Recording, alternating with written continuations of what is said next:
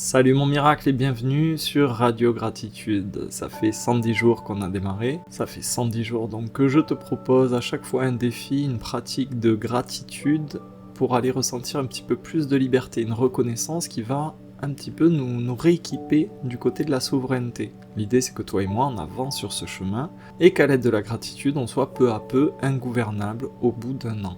J'entends par là ingouvernable par nos peurs. Qu'on arrête d'être gouverné par nos réflexes, nos conditionnements, par les crises, l'actualité, par notre docilité. Et pour ça, j'utilise tout simplement la gratitude, avec une gratitude qui va taper dans un angle bien particulier chaque mois il y a un visage différent, et le thème du mois d'avril, c'est la beauté, l'émerveillement, notre sensibilité finalement, notre capacité à être touché. Et aujourd'hui, on va aller trouver de la beauté, même là où il n'y en a pas, de prime abord. J'aimerais que tu trouves aujourd'hui un endroit banal, voire même un petit peu moche, et que tu prennes le temps pour repérer malgré tout un détail magnifique. J'aimerais que tu captures ce détail, que soit tu le notes, soit tu le prends en photo, et que tu songes au fait que même ici, il y a de la beauté. Et la gratitude, on va le voir, elle se porte là-dessus, c'est sur le fait que la beauté ne demande pas la permission. Merci, parce qu'elle est partout. Et je vais te détailler tout ça. Finalement, l'essence du défi aujourd'hui, c'est de se rendre compte que la beauté, elle n'a pas besoin d'un décor parfait pour exister, pour être bel et bien là. En fait, la beauté, elle était déjà là, depuis le début. C'est juste notre regard qui avait déserté. En fait, la beauté, elle existe là où, à tous ces endroits où tu n'avais plus envie de regarder. Tous ces endroits que tu as tendance à mépriser. Quand on a tendance à privilégier certains lieux, certaines zones, certains endroits plutôt que d'autres, tout d'un coup, sans s'en rendre compte, on décrète qu'il y a des endroits qui ont de la grâce et d'autres qui n'en ont pas. Et c'est par ce mouvement-là, finalement, qu'on prend l'habitude de ne plus rien attendre de ce qui nous paraît banal, fatigué, abîmé, alors que depuis le début, c'était pas vide, c'était pas sans intérêt. Depuis le début, ce qui s'est passé, c'est qu'on l'a écarté, disqualifié trop tôt. C'est-à-dire que notre regard a décrété, a jugé que c'était pas digne d'intérêt.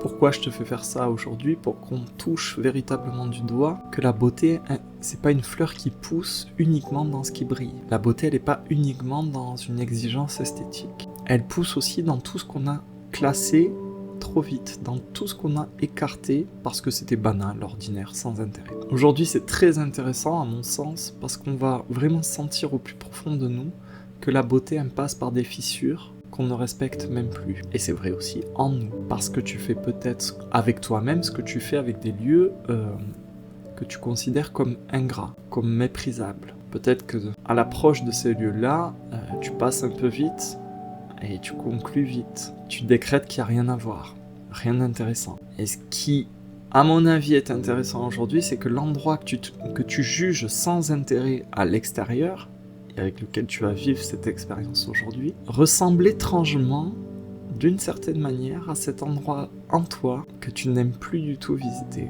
Tu vois, dire merci aujourd'hui, ça revient à remercier la gratitude parce qu'elle n'obéit pas à notre lassitude. Elle n'obéit pas à notre tendance à mépriser.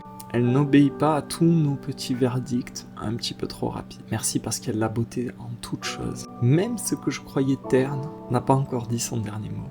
Merci pour ça. Et si on va au fond du fond aujourd'hui, ce défi anodin en apparence permet de casser une croyance en nous, cette idée que seul ce qui a réussi, seul ce qui brille, seul ce qui est esthétique mérite ton attention. Et c'est donc pas une affaire uniquement d'esthétique, de style, c'est une affaire d'amour. Le jour où tu vois que même un endroit abîmé peut porter en fait en lui une sorte de grâce, tu pourras commencer à envisager le fait que toi aussi, même dans tes zones que tu considères moches, ou ternes, ou usées, ou honteuses, ou un peu négligées, même dans ces zones-là, tu n'es pas complètement foutu. Ce n'est pas complètement dénué d'intérêt. Il y a peut-être dans ces zones-là une immense beauté. Le défi du jour, il vise à casser ton réflexe de survoler les choses, de les voir sans les voir, ou de les voir sans rien recevoir, pour être plus exact. Ça permet à ton corps d'arrêter de consommer le lieu qui se trouve devant toi, de recommencer à l'habiter, à être